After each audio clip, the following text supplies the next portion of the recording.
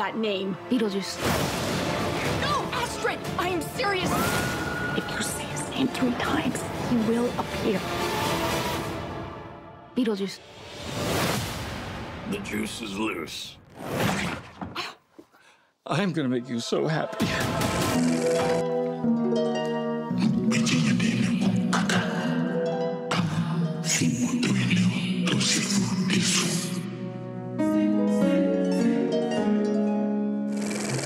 Bonjour.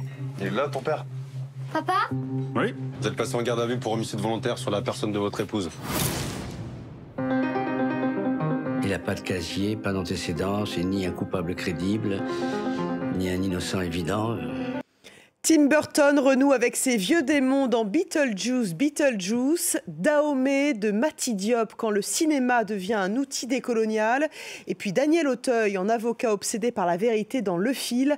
Voilà pour le programme de ce nouveau numéro 100% cinéma de À l'affiche. Bienvenue à vous et bonjour Thomas Borez. Bonjour Natacha. On débute avec un revenant, donc Beetlejuice de Tim Burton, suite de son film culte de 1988, toujours avec Winona Ryder et Michael Keaton. Voilà, Beetlejuice. En principe, ayant prononcé ce nom 3 fois, le diablotin venu de l'au-delà est créé, donc vous l'avez dit, par Tim Burton en 88, devrait apparaître sur ce plateau en chair et en os. Mais où est-il ? Et ils foutent le souk. Alors, on n'a pas les effets spéciaux de Tim Burton, malheureusement. Pour celles et ceux qui auraient manqué le début, voilà un peu l'histoire. C'est l'histoire d'une famille qui vit dans une maison bien vivante, et qui vit dans une maison, dans une banlieue bien proprette aux États-Unis, et qui doivent cohabiter avec des créatures bien mortes, celles-là. C'est donc la cohabitation de 2 mondes, a priori, irréconciliables. Tim Burton voyait d'ailleurs, dans le premier volet de Beetlejuice, une version burlesque de L'Exorciste, ce fameux film d'horreur. Alors c'est vrai que ça lui redonne un peu des couleurs à Tim Burton, parce qu'il semblait marquer le pas, et outre sa série pour Netflix, un mercredi, il était sorti vraiment dépité de son dernier long-métrage. C'était un remake du célèbre Dumbo et qui avait scellé presque son divorce avec l'usine Disney. Voilà, alors outre Michael Keaton et Winona Ryder, vous l'avez dit, c'est Jenna Ortega, l'actrice, sa mercredi de la série, qui redonne vraiment des couleurs à Tim Burton. La comédienne américaine qu'on voit là donne sans aucun doute du sang neuf et de l'énergie à cette farce gothico-burlesque. Allez, c'est parti.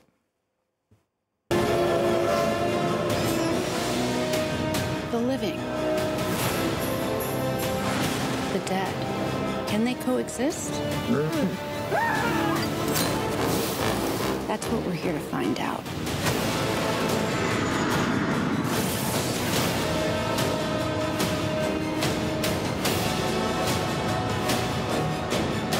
Where is Beetlejuice? Where's Beetlejuice?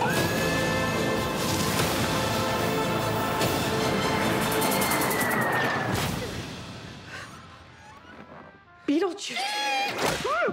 Feel free to express yourselves. Don't be afraid. You're a figment of my imagination. Really? Is this a figment of your imagination?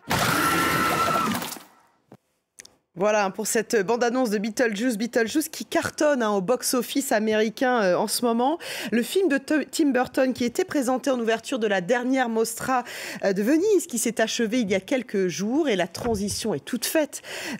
Thomas, pour parler de cette Mostra où la présidente de cette édition, Isabelle Huppert, a fait briller les étoiles françaises. Voilà, et a commencé par Vincent Lindon, ému aux larmes, qui a remporté la Coupe Volpi du meilleur acteur pour son rôle dans Jouer avec le feu, des sœurs Muriel et Delphine Collin, dans lequel il incarne un père de famille qui voit l'un de ses fils basculer et défendre les idées de l'extrême droite. Voilà, à noter que pour le pendant féminin, c'est Nicole Kidman qui a emporté la Coupe Volpi de la meilleure actrice pour Baby Girl. Français toujours, le jeune comédien Paul Kircher a lui reçu le prix du meilleur espoir masculin. C'est pour l'adaptation du prix Goncourt de Nicolas Mathieu, Leurs enfants après eux, des frères Boukarma, on le voit là sur sa mobilette. Voilà, le Lion d'Or, lui, il n'est pas français, il est espagnol, c'est le grand Pedro Almodovar et son Room Next Door, habité par Tilda Swinton et Julianne Moore, qui a donc raflé la mise. Une histoire d'amitié, d'amour filial, mais aussi matinée, on s'en doute, de Mélo. Voilà, on ne connaît pas encore la date de sortie en France. Et une question quand même demeure. Et si Isabelle Huppert, avec ce Lion d'Or, faisait un appel du pied à Pedro Almodovar? Affaire à suivre. Que l'on suivra dans À l'affiche, bien sûr. Le film dont vous allez nous parler maintenant, Thomas a reçu l'Ours d'Or à la dernière Berlinale. C'est Dahomey, un documentaire de la franco-sénégalaise Mati Diop qui raconte la restitution de 26 œuvres d'art au Bénin par la France. Voilà, Mati Diop, 42 ans, déjà un grand prix à Cannes. Hein. C'était pour Atlantique, son premier long métrage en 2019. Et voilà donc son deuxième long métrage, donc Dahomey, Ours d'Or, pour ce documentaire hybride qu'elle qualifie elle-même de fantastique. Voilà, Diop, là qu'on voit très heureuse avec sa récompense, elle ausculte ici à travers son film, vous l'avez dit, le pouvoir surnaturel du cinéma, et à travers ça, Dahomey, elle profite de la restitution par la France de 26 œuvres d'art pillées à la fin du 19e siècle à l'actuelle République du Bénin. Alors elle interroge tout à la fois l'âme de ces œuvres elles-mêmes, hein, on va le comprendre dans un instant en voyant la bande-annonce, à qui elle donne une voix, et aussi à la jeunesse béninoise. Voilà, c'est un voyage sidérant. Regardez. Ça va permettre aux historiens, aux artistes de se réapproprier cette histoire-là. C'est un fait purement politique. En rien, ce n'est historique. Même notre propre culture n'a pas été apprise dans notre langue. Ce qui a été pillé il y a plus d'un siècle, c'est l'âme des peuples.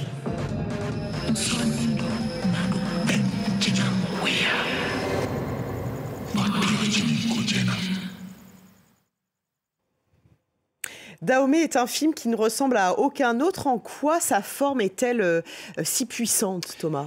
C'est ce mariage presque mystique, vraiment, entre une expérience purement sensorielle, on le voit, et intellectuelle aussi. La mise en scène, elle expérimente, elle induit presque une poétique mentale qui plonge le spectateur dans un état vraiment particulier.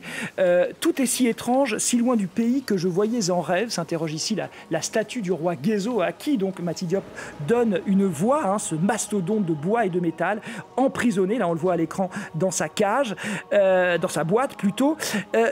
C'est un retour aux sources que les officiels se targuent évidemment d'être historiques, et devient dès lors, avec la caméra de Mati Diop, une épopée intime et philosophique. Il y a cette notion comme ça de revenant qui préoccupe Mati Diop vraiment de film en film.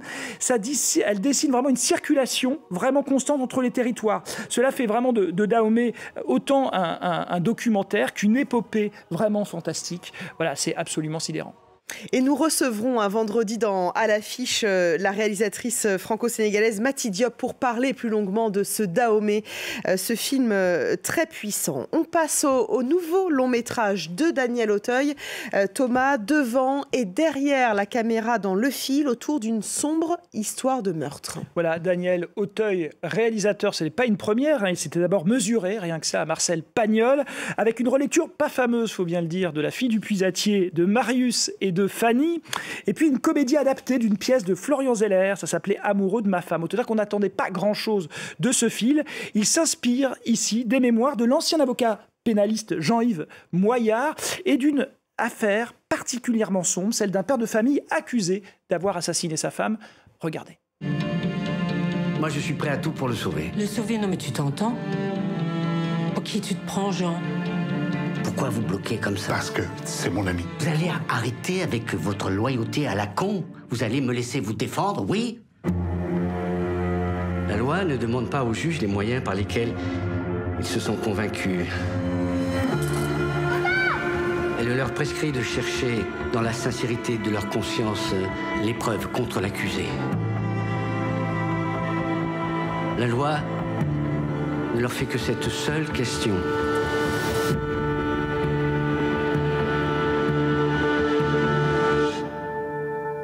Avez-vous une intime conviction? Le cinéma français est décidément très friand des films de procès. En quoi Daniel Auteuil fait-il la différence? C'est la noirceur implacable du film, vraiment, qui est pleinement assumé et qui plonge vraiment dans les entrailles d'une sale affaire. Ce qu'il filme ici, Daniel Auteuil, c'est avant tout la solitude de l'avocat ébranlé dans ses convictions, et puis aussi de ce client victime tout désigné, car n'ayant pas les armes vraiment pour se défendre. Voilà, il n'y a pas de lyrisme ici, pas de trompette non plus, c'est vraiment un film en sourdine, assez implacable lui aussi. Et on parlait des films de procès, on continue avec un autre procès, celui du chien de et avec Laetitia Doche, et comme son nom l'indique, on trouve dans le box des accusés un représentant de la race canine. Voilà, Laetitia Doche, comédienne, fantasque et solaire, découverte dans La bataille de Solferino d'une certaine Justine Triet, c'était en 2013, puis Jeune femme de Léonore Serrail, ou encore Acide de Juste Philippot. Voilà, elle signe ici son premier long métrage de réalisatrice et qui sous le visage, sous couvert de comédie, a priori absurde, eh bien, elle s'interroge vraiment sur le droit des animaux. Et d'ailleurs, elle a de grandes ambitions pour le chien Cosmos, qu'elle filme dans son film. Écoutez-la, c'était en mai dernier au Festival de Cannes. C'est un chien qui a une vie particulière, qui a beaucoup d'émotions. Et je voulais saisir ces émotions comme un acteur américain, pratiquement. Pas un acteur comique, mais plutôt Joaquin Phoenix des chiens. Oh oui, bravo. Voilà, rien que ça. Laetitia Doche au micro de Jennifer Benbrahim. Merci Thomas Borès pour votre sélection de films. Merci à vous de votre fidélité. N'oubliez pas de nous suivre sur nos réseaux sociaux, à l'affiche sur X, Instagram. On se quitte avec la bande-annonce du procès du chien 2 et avec Laetitia Doche. Moi, je vous dis à très vite sur France 24. Couché au pied de son maître, il va faire des circonvolutions. Ils sont faux, ces comportementalistes-là. Ce chien ne mord que les femmes. Ce chien, il est misogyne.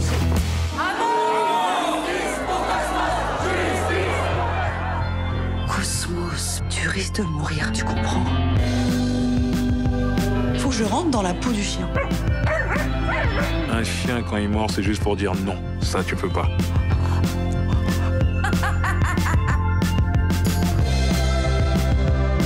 Est-ce qu'on veut vivre dans un monde qui respecte la nature de chacun, sa singularité? On peut pas le juger comme un homme. Il faut qu'on redéfinisse le statut du chien. Juliette Fievet reçoit chaque semaine dans Légendes urbaines les plus grands artistes issus de la culture urbaine mondiale. Oh, pas grave. Salut la famille, c'est Légendes urbaines. Avec Juliette. Sur RFI et France 24. C'est Légendes urbaines. T'as sacré carnet de... Petit carnet de rêve. Retrouvez vos artistes préférés des cultures urbaines mondiales dans Légendes urbaines. En attendant, paix, amour, lumière sur vous, one love. Légendes urbaines, présentées par Juliette Fievet. C'est sur France 24, france24.com et en version intégrale sur la chaîne YouTube de l'émission.